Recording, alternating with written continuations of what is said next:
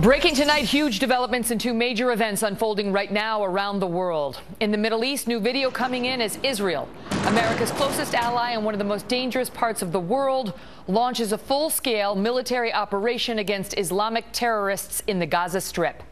And in Eastern Europe, smoldering wreckage of a Boeing 777 with possibly 23 Americans and more than 200 others potentially on board. They were all murdered, according to the reports.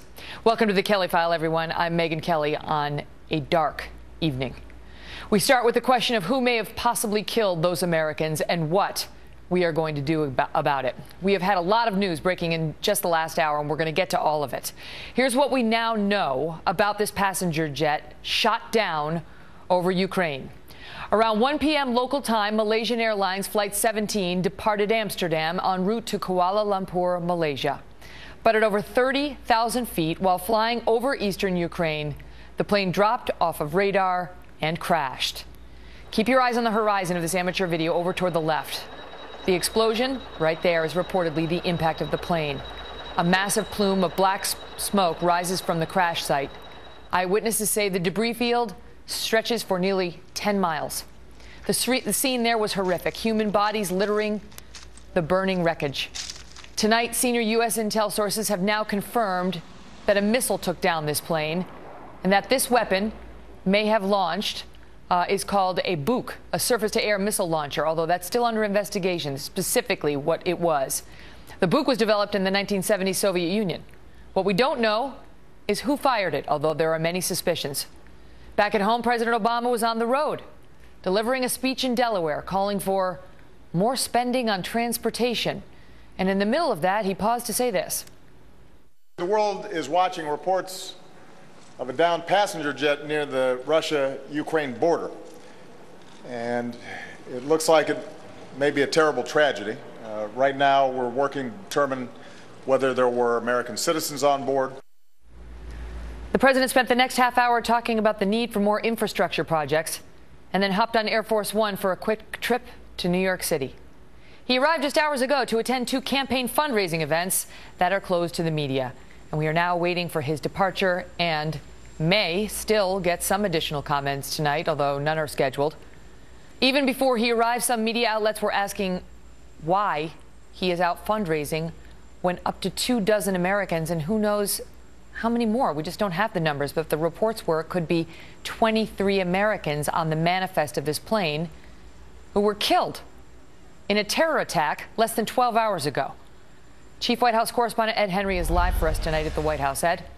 Good evening, Megyn. The president clearly was not concerned enough about the image of the fundraising to cancel them, but they are clearly worried potentially about the politics, the optics of this, enough so that White House aides were very careful to tell us that as soon as the president landed in New York City a couple hours ago, before fundraising, he convened two secure phone calls with the Secretary of State, John Kerry, then with his broader national security team, including the CIA director, to get updates both on the Gaza situation as well as the Ukrainian-Russian situation. Interesting, because remember last week, the president also did some fundraising in Texas, did not visit the border, he said, because he was not interested in photo ops. As you noted, today in Delaware, he kept up his photo ops, had a cheeseburger with a single mom, pushed the highway funding that you talked about. Think back, though, to how this week started. A major front page piece in the Wall Street Journal cataloging all these national security crises around the world. It raised the question about whether U.S. power around the globe was in decline. I pressed Josh Earnest about that, the White House press secretary, and he downplayed it. Listen. How does the White House react to the notion that the president is a bystander to all these crises? I think that there have been a number of situations in which you've seen this administration intervene in a meaningful way that has substantially furthered American interests and substantially improved the tranquility of the global community. Perhaps not so much tranquility tonight, which is why on Air Force One a couple hours ago, the president, see that photo, called the new Ukrainian president. One of the things he stressed that's interesting is the president said he wants to make sure the evidence from the wreckage stays in Ukraine. Problem is some of the separatists are already saying that they took the black box or boxes to Russia. So this evidence may have already been tampered with, Megyn. Ed Henry, thank you.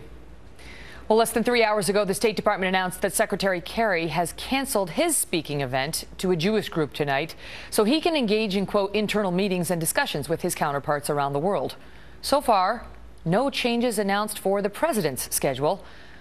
Mark Thiessen is here. He's a Washington Post columnist and an American Enterprise Institute and a former presidential speechwriter who was in the Bush White House for a number of years. Mark, good to see you tonight. Good to be with you, Megan. You know, obviously we're focused on what is happening overseas, but again, with the fundraisers, as we may have 23, the early reports are 23 Americans were on the manifest. We're waiting for actual confirmations. But at a minimum, we have 300 people dead from what appears to be an act of terror. Absolutely. I mean, you have almost 298 people, possibly Americans killed, and not in a plane crash, in a missile, surface-to-air missile attack against that plane. At the same time, in Israel, our closest ally in the Middle East is engaged in a ground war. And instead of heading to the Situation Room, the president's heading to a fundraiser. I mean, could he not have sent Joe Biden? Could he not have sent the First Lady? Do you think anybody would have returned their checks because the president went back to the White House to manage two international crises that are happening at the same time? What is he doing? Why is he doing that?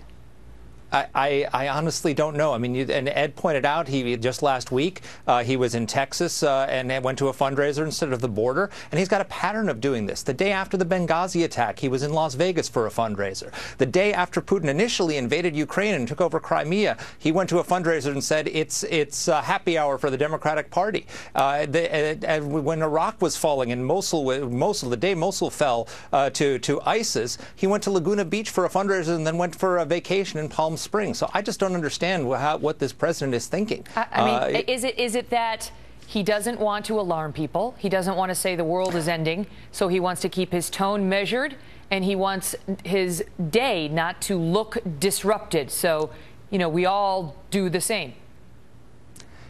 Well, you know, it's kind of hard when you're sitting there and you have virtually a split screen where you're making jokes about transportation funding and joking about Jack Lew's signature, as he did in his speech today. And then on the pictures of the screen are a smoke plume coming out of the ground in Ukraine where there could be dead Americans. You know, that's the kind of thing that disrupts a president's day. You're allowed to have your day disrupted. No one's going to think that you're not in command because you decided to go back to the Situation Room, to the White House, to monitor events rather than going to a fundraiser. So I don't think that's It is not. You've pointed out that he's done these fundraisers repeatedly when we've had, you know, serious situation, including, you know, confirmed American lives lost, i.e. Benghazi. Yep. The other thing that people are looking at from our commander-in-chief on a night like this, Mark, when we're concerned. I mean, we're concerned. The world is in a lot of trouble right now, and it is not tranquil, Mr. Ernest. Yep. Is some comfort. You know, he's also considered the comforter-in-chief, and you know that as a former presidential speechwriter. And so we heard those words today, and a lot of people said, really? And then you move on to transportation, and it reminds one of the remarks he made after the Fort Hood massacre, where, well, we have it queued up. Watch it. Let me, first of all, just thank Ken and the entire Department of the Interior staff for organizing just an extraordinary conference. My understanding is that you had an extremely productive conference. Every single member of my team understands that this is a top priority for us, but as some of you might have heard, there has been a tragic shooting at the Fort Hood Army base in Texas. He was excoriated for that, and now it seems he's done it again. Well, yeah, if you look at the speech he gave today, he was joking around about Joe Biden. He went literally seamlessly out of those comments about that he had said that, you know, we may have had a tragedy here, to making jokes about Joe Biden's looks, making jokes about Jack Lew's signature on your dollar bill, and then going into basically political attacks against Republicans, joking about being sued by Speaker Boehner. Let me ask you this, because you were on the inner circle of a White House. What was it like under President Bush? I mean, was there an understanding that the American people are looking to their leader to set the tone? And again, maybe this is the tone he wants to set. You know, business as usual, nothing to see here. This is a little check mark that we need to address, but go forward. What was it like in that White House? It wasn't anything like this. The President of the United States, if there was a terrorist attack, he would be in charge of it. I mean, if you look at 9/11 and the story of what happened on the day of 9/11, everybody was trying to keep the president out. He desperately wanted to get back to the White House. I know, but he got ripped for continuing to read the children's story, which is something a lot of Democrats ripped on him for. But now, you know, you would think that people would learn from that. Absolutely, and so Democrats were ripping President Bush for spending 3 more minutes with the children before jumping out of the room. But President Obama can go to a fundraiser after Benghazi after this, and it's no problem. But if you read the accounts of that day, President Bush desperately he was insistent over the objections of everybody in his security detail. I'm going to be back in the White House tonight. I want the American people to see their commander-in-chief in the White House leading the country unafraid. And I think the Americans are not seeing that from this president. We need the commander-in-chief, whether you're Republican or Democrat. When something like this happens, particularly if Americans might be killed, you want the commander-in-chief in charge. You want him back at the White House doing his job and not raising money for the Democratic Party. You have got Democratic Senator Carl Levin saying this could be considered an act of war. An act of war. You can see it there. Whoever did it should pay a full price. If it's by a country either directly or indirectly, then it could be considered an act of war.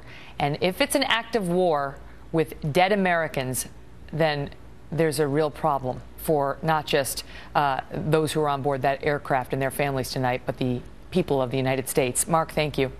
Thanks, Megan.